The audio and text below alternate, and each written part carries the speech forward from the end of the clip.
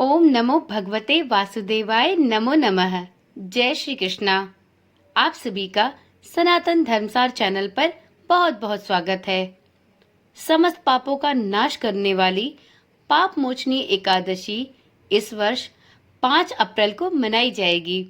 इस दिन व्रत रखने वाले जातकों को इस पवित्र कथा को जरूर पढ़ना अथवा सुनना चाहिए, क्योंकि इसके बिना एकादशी व्रत अधूरा माना जाता है। एक समय की बात है, अर्जुन ने कहा, हे कमल नयन, मैं ज्यों-ज्यों एकादशियों के व्रतों की कथाएं सुन रहा हूँ, त्यों-त्यों अन्य एकादशियों के व्रतों की कथाएं सुनने की मेरी जिज्ञासा बढ़ती जा रही है।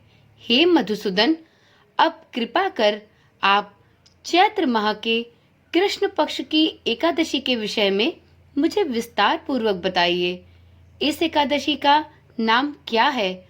इसमें कौन से देवता का पूजन किया जाता है तथा इस व्रत का क्या विधान है? हे श्री कृष्ण, यह सब आप मुझे विस्तार पूर्वक बताने की कृपा करें।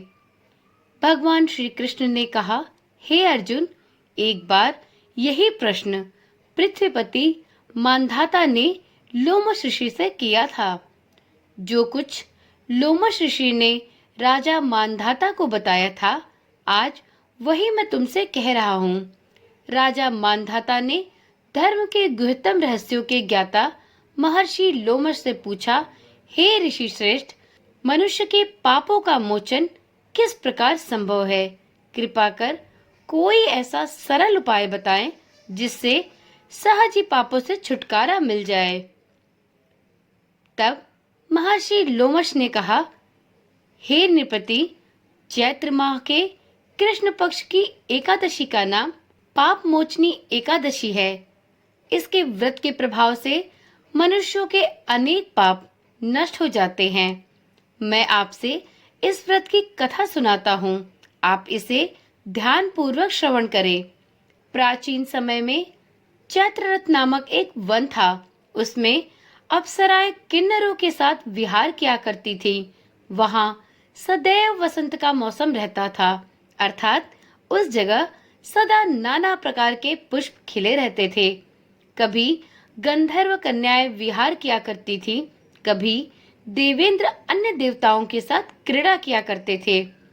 उसी वन में मेधावी नाम के एक ऋषि भी तपस्या में पूर्णतया लीन रहते थे। वे एक महान शिव भक्त थे। एक दिन मंजू घोषा नामक एक अप्सरा ने उनको मोहित कर उनकी निकटता का लाभ उठाने की चेष्टा की। इसलिए वह कुछ दूरी पर बैठ वीणा बजाकर मधुर स्वर में गाने लगी। उसी समय शिव भक्त महर्षि मेधावी को कामदेव ने भी जीतने का भरपूर प्रयास किया। कामदेव ने उस सुंदर अप्सरा के भ्रू का धनुष बनाया, कटाक्ष को उसकी प्रत्यंचा बनाई और उसके नेत्रों को मंजुघोषा अप्सरा का सेनापति बनाया। इस तरह कामदेव अपने शत्रु भक्त को जीतने को पूर्णतया तैयार हुआ।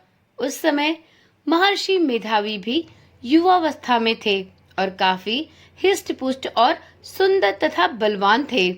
उन्होंने यज्ञोपवीत तथा दंड धारण कर रखा था। वे दूसरे कामदेव के समान ही प्रतीत हो रहे थे। उस मुनि को देखकर कामदेव के वश में हुई मंजू घोषा ने धीरे धीरे मधुर वाणी से वीणा पर गायन प्रारंभ किया।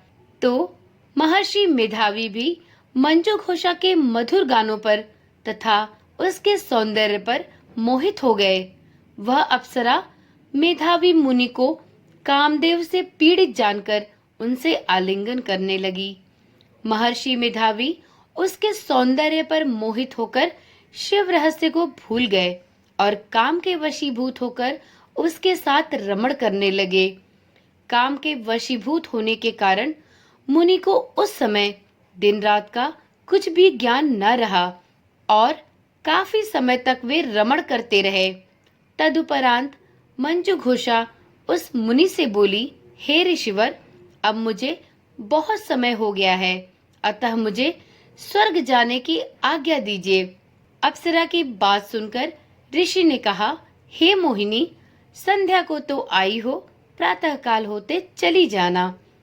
ऋषि के ऐसे वचनों को सुनकर अप्सरा उनके साथ वापस से रमण करने लगी। इसी प्रकार दोनों ने साथ साथ कई वर्ष बिताए। मंजू घोषा ने एक दिन ऋषि से पुनः कहा, हे विप्र, अब आप मुझे स्वर्ग जाने की आज्ञा दें। मुनि ने इस बार भी वही कहा, हे रूपसी, अभी ज्यादा समय व्यतीत नहीं हुआ है, कुछ समय और ठहरो। मुनि की बात सुन अप्सरा ने कहा, हे ऋषिवर, आपकी रात तो बहुत लंबी है। आप स्वयं ही सोचिए कि मुझे आपके पास आए कितने वर्ष बीत गए। अब और ज्यादा समय तक ठहरना उचित नहीं है। अप्सरा की बात सुन मुनि को समय का बोध हुआ और वह गंभीरता पूर्वक विचार करने लगे। जब उन्हें समय का ज्ञान हुआ, उन्हें रमण करते 57 वर्ष व्यतीत हो चुके थे, तो उस अप्सरा को वह अब काल का रूप समझने लगे। इतना अधिक समय भोग विलास में व्यर्थ चला जाने पर उन्हें बड़ा क्रोध आया। अब वह भयंकर क्रोध में जलते हुए उस तपनाश करने वाली अप्सरा की तरफ भ्रिकुटी तानकर देखने लगे। क्रोध से उनके अधर कांपने लगे और उनकी इंद्रियां बेकाबू होने लगी। क्रोध से थरथराते स्वर में मुनि ने उस अप्सरा से कहा, मेरे तप को नष्ट करने वाली दुष्टा, तू महापापिन और बहुत ही दुराचारणी है। तुझ पर धिक्कार है।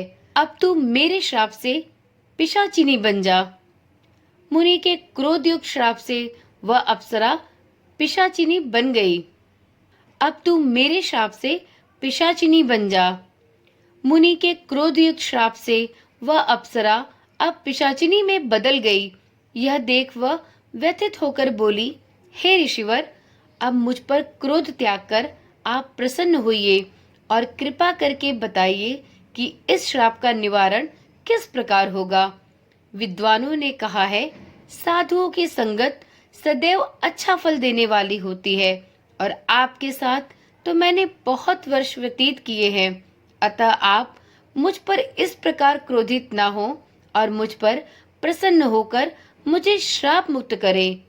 अन्यथा लोग कहेंगे कि एक पुण्य आत्मा के साथ रहने पर भी मंजू घोषा को पिशाचिनी बनना पड़ा। मंजू घोषा की बात सुनकर मुनि को अपने क्रोध पर अत्यंत ग्लानि हुई, साथ ही अपनी अपकीर्ति का भय भी सताने लगा। अतः पिशाचिनी बनी मंजू घोषा से मुनि ने कहा, तूने मेरा बड़ा बुरा किया है, किंतु फिर भी मैं तुझे इस श्राप से मुक्ति का उपाय बतलाता हूँ। चैत्र मास के कृष्ण पक्ष की जो एकादशी है, उसका नाम पाप मोचनी एकादशी है। उस एकादशी का उपवास करने से तेरी पिशाचिनी की देह से मुक्ति हो जाएगी। ऐसा कहकर मुनि ने उसको व्रत का सब विधान समझा दिया। फिर अपने पापों का प्रायश्चित करने के लिए स्वयं भी पाप मोचनी एकादशी का पूर्ण विधान के साथ पालन किया। इस व्रत के प्रभाव से उनके सभी पाप नष्ट हो गए। मंजू घोषा अप्सरा भी पाप मोचनी एकादशी का उपवास करने से पिशाचिनी की देह से छूट गई और पुनः अपना सुंदर रूप धारण कर स्वर्गलोक चली गई। लोमश मुनि ने कहा, हे राजन, इस पाप मोचनी एकादशी के प्रभाव से समस्त पाप नष्ट हो जाते हैं। इस एकादशी की कथा के श्रवण एवं पठन से 1000 गोदान करने का फल प्राप्त होता है। इस उपवास के करने से ब्रह्म हत्या करने वाले, स्वर्ण चुराने वाले, मद्यपान करने वाले, अगम्य गमन करने वाले आदि भयंकर पाप भी नष्ट हो जाते हैं और व्यक्ति को अंत में स्वर्गलोक की प्राप्ति होती है। तो मित्रों, इस प्रकार से पाप मोचनी एकादशी व्यक्ति को संपूर्ण फलों की प्राप्ति कराने वाला एक महत्वपूर्ण व्रत है। इस व्रत को धारण करने से व्यक्ति के समस्त पापों का नाश होता है। तो एक बार प्रेम से बोलिए, श्री विष्णु भगवान की जय। वीडियो में सुनाई गई कथा यदि आपको रुचिकर लगी हो तो इस वीडियो को लाइक करें और इसी प्रकार की कथाएं और रोचक जानकारियां प्राप्त करने के लिए इस चैनल के साथ जुड़े रहें। तो चलिए कल मिलते हैं एक नई कथा, एक नई जानकारी के साथ। ओम नमः शिवाय। जय श्री कृष्णा। राधे राधे।